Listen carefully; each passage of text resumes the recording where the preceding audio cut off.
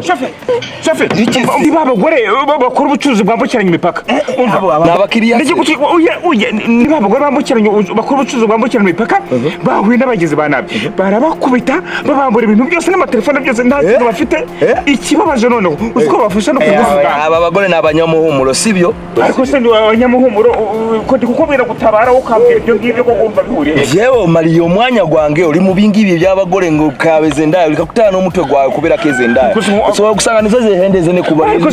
kare baba weso ibyo numvise birahagize igendere basi ni bari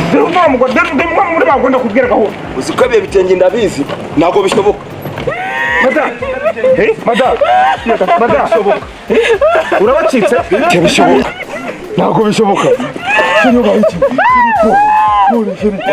Shani mfasha abantu bagukoze gupyo nabica nange nabereka uramuzi none se ko na matogira ndikubira ko no mugore wangu uyu no mugore wawe nibikira uyu no mugore no kuntu ni kwa mugabo umwanya maze nkwinginga ngo dutabara aba bantu none n'umugore wawe namubwiye nagaruka ije numvise nabe nyene arizi kare kuvuga abantu muza abantu nukuri kwimana seri nagari kwaga ba mugabo nukuri mu byagomba gusetsa niko erega ibintu biba kubandi natwe byatubaho basi nyine mfasha nyine kumujyane kwa muganga nakumvisha ndamenya mbatabara gutera kujyana umugore kwa muganga